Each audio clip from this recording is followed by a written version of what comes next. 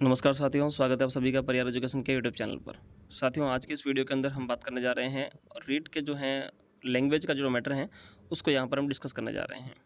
देखिए दोस्तों, क्या होता है कि हम जब रीट की तैयारी करते हैं तो उसमें 2 लैंग्वेज आती हैं, ठीक है। मैं यहाँ पर रीट मेंस की बात नहीं कर रहा हूँ, रीट पात्रता की बात कर रहे हैं। रीट पात्रता का जब तैयारी कर रहे हैं तो उसमें 2 लैंग्वेज आपको देखने को मिलती हैं। उस सिलेबस के दौरान आपको 2 लैंग्वेज देखने को मिलती हैं और उन्हीं 2 लैंग्वेज को लेकर यहाँ पर काफ़ी सारे अभ्यर्थियों के प्रश्न थे और उसी डाउट को हम यहाँ पर क्लियर करने जा रहे हैं। वीडियो आप एंड तक देखना, और वीडियो आप एंड तक देखोगे तो उम्मीद करता हूँ कि पूरे आपके डाउट जो हैं वो क्लियर हो जाएंगे, कोई भी डाउट आपका नहीं रहेगा, ठीक है। तो वीडियो आप पूरा एंड तक ज़रूर देखें। देखिए दोस्तों, अगर आप रीट पात्रता की तैयारी कर रहे हैं, ठीक है, तो बेस्ट ऑफ लक, आप करते रहिए और आपके जितने भी डाउट हैं वो हम यहाँ पर क्लियर करते रहेंगे। देखिए दोस्तों, सबसे पहले क्या होता है कि आप जो हैं आपको ये डिसाइड करना है कि आप तैयारी किसकी कर रहे हैं, ठीक है। अभ्यर्थी जब तैयारी करता है तो सबसे पहले जो है उसको ये डिसाइड करना होता है कि हमें तैयारी किसकी करनी है, ठीक है। देखिए यहाँ पर बीए करने के बाद या बीएड करने के बाद अभ्यर्थी के पास 3 रास्ते खुल जाते हैं, ठीक है।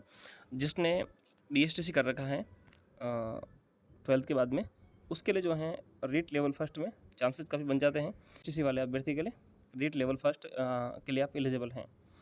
बात करें हम बीए करने के बाद आपने बीएड कर रखा है, ठीक है, तो आप रीट और सेकंड ग्रेड इन दोनों के लिए एलिजिबल हैं, ठीक है। आप रीट लेवल सेकंड के लिए और सेकंड ग्रेड के लिए दोनों के लिए एलिजिबल हैं। और साथ में अगर आपने एमए कर रखा है तो आप फर्स्ट ग्रेड के लिए भी एलिजिबल हैं। यहाँ पर दोस्तों शर्तें ये होती हैं कि आपकी जो है तैयारी अच्छी होनी चाहिए, दोनों में आपके सब्जेक्ट की जो पकड़ है वो आपकी अच्छी होनी चाहिए। अब आपने डिसाइड कर लिया है कि मुझे तैयारी किसकी करनी है, तो बेस्ट ऑफ लक, आप अपनी तैयारी उसी टारगेट पर जारी रखिए, उसी लक्ष्य पर आप चलते रहिए। अगर आपने डिसाइड कर लिया है कि मुझे फर्स्ट ग्रेड करना है तो आप फर्स्ट ग्रेड की करते रहिए, आपके सब्जेक्ट में पकड़ अच्छी है तो। अगर आपको लगता है कि आप सेकंड ग्रेड निकाल सकते हैं तो आप सेकंड ग्रेड की तैयारी कीजिए। और अगर आपने लगता है कि आपने रीट पिछली बार दिया था और पात्रता आपकी क्लियर है तो आप मेंस की तैयारी कीजिए। पात्रता आपकी क्लियर नहीं है तो इस वीडियो को आप एंड तक ज़रूर देखिए, ठीक है। पात्रता आपको क्लियर करनी है, ठीक है, तो आपके काफ़ी सारे डाउट होंगे, वो यहाँ पर हम क्लियर कर देंगे। तो रीट की आप तैयारी कर रहे हैं तो आप करते रहिए, क्योंकि आपने अगर रीट पिछली बार भी दिया है तो आपकी तैयारी पिछली बार भी अच्छी होगी और आपका रिवीजन भी इस बार अच्छा हो जाएगा। और आप पहली बार देख रहे हैं तो इस वीडियो को आपको एंड तक ज़रूर देखना चाहिए। अब बात कर लेते हैं दोस्तों, रीट लेवल फर्स्ट और लेवल सेकंड का मैटर क्या है, ठीक है। तो यहाँ पर काफ़ी सारे लोगों को ये भी दिक्कत होती है कि रीट में जो है लेवल फर्स्ट क्या है और लेवल सेकंड क्या है। तो यहाँ पर बता दूँ मैं आपको, जिन्होंने बीएसटीसी कर रखा है 12th के बाद में, वो लेवल फर्स्ट के लिए एलिजिबल हैं, ठीक है, जो कि कक्षा 1 से 5 तक पढ़ाते हैं। बात करें हम लेवल 2 की, तो जिन्होंने बीए के बाद में बीएड कर रखा है वो लेवल 2 के लिए एलिजिबल हैं, ठीक है। लेवल 2 वाले लेवल फर्स्ट में फॉर्म नहीं भर सकते, इसमें अप्लाई नहीं कर सकते, ठीक है। तो लेवल 2 हैं वो बीएड वाला अभ्यर्थी इसमें एलिजिबल हैं। इसमें दोस्तों आप रीट भी कर सकते हैं और सेकंड ग्रेड भी कर सकते हैं, ठीक है ना। अगर आप सेकंड ग्रेड करना चाहते हैं तो सेकंड ग्रेड भी कर सकते हैं, और अगर आपने एमए कर रखा है बीएड के साथ में तो आप फर्स्ट ग्रेड के लिए भी एलिजिबल हैं। अगर आपके सेकंड ग्रेड में पकड़ अच्छी है तो मेरा ये मानना है कि आपको फर्स्ट ग्रेड की ओर जाना चाहिए, फर्स्ट ग्रेड या सेकंड ग्रेड की ओर आपको जाना चाहिए अगर आपके सेकंड सब्जेक्ट में पकड़ अच्छी है तो। और अगर आपको लगता है कि नहीं, मैं रीट में ही अच्छा बेटर कर सकता हूँ, तो आप रीट में करिए, क्योंकि रीट में जो है पोस्टें काफ़ी सारी आते हैं और ये भी एक बड़ा चांस हो जाता है सिलेक्शन लेने का। तो आप निश्चित तौर पर रीट में भी जा सकते हैं, और आपके सब्जेक्ट में पकड़ अच्छी हैं तो उसमें भी काफ़ी अच्छी पोस्टें आती हैं फर्स्ट ग्रेड सेकंड ग्रेड के अंदर, तो यहाँ पर भी जो है आप अप्लाई कर सकते हैं और अपनी किस्मत आजमा सकते हैं। बात करते हैं हम दोस्तों आगे, जो हमारा मुख्य टारगेट था वो था रीट के लिए लैंग्वेज फर्स्ट और लैंग्वेज सेकंड का। ये चीज़ें क्या हैं, जिनकी रीट के अंदर जो है लैंग्वेज फर्स्ट और लैंग्वेज सेकंड, ये चीज़ें क्या हैं। भाषा फर्स्ट आपको लेनी है और भाषा सेकंड लेनी है।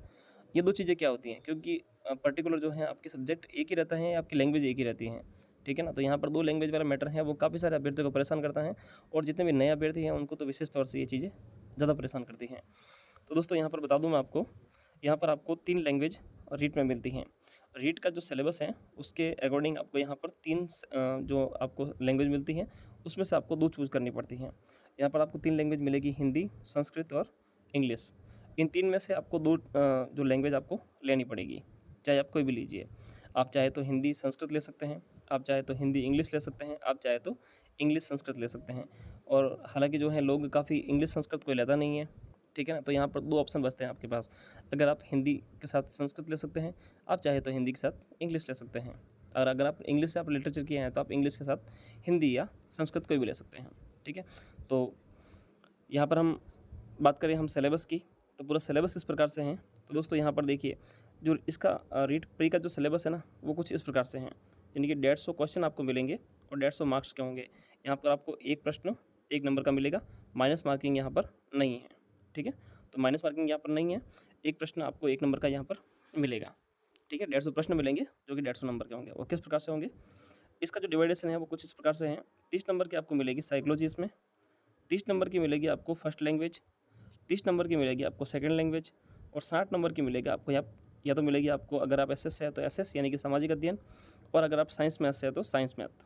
ठीक है, तो 30 नंबर की साइकोलॉजी, 30 नंबर की फर्स्ट लैंग्वेज, 30 नंबर की सेकंड लैंग्वेज और 60 नंबर की एसएस या साइंस मैथ। अब ये फर्स्ट लैंग्वेज और सेकंड लैंग्वेज क्या है, देखिए दोस्तों यहाँ पर क्या होता है कि अगर आपने बीए के बाद में जो आपने जो बीए कर रखी हैं, उस बीए में आपका जो है लिटरेचर होता है, यानी कि आपने एक पर्टिकुलर किसी सब्जेक्ट से आपने बीए कर रखी होती है।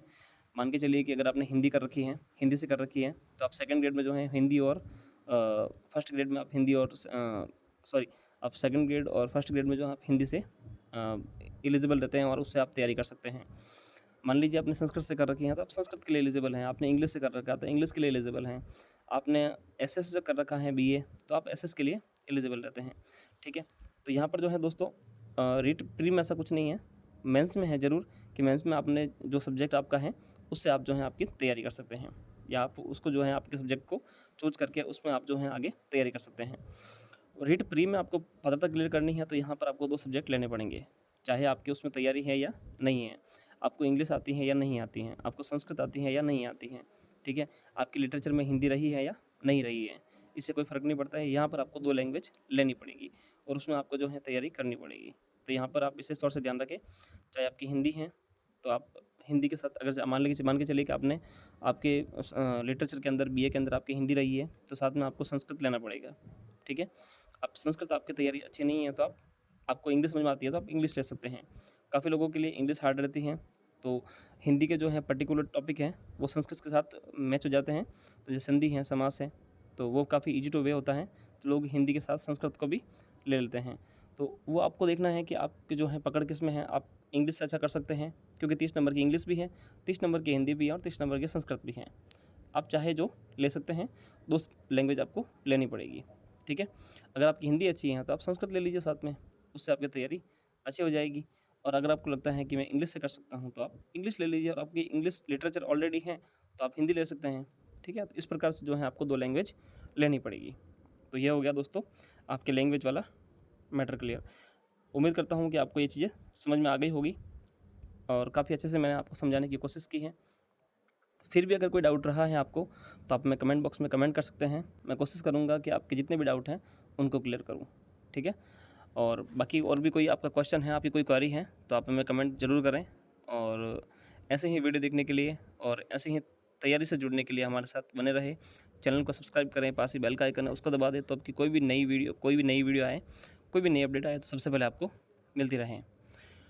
चलिए दोस्तों, मिलते हैं एक नई वीडियो में और नई जानकारी के साथ, नए सवाल के साथ।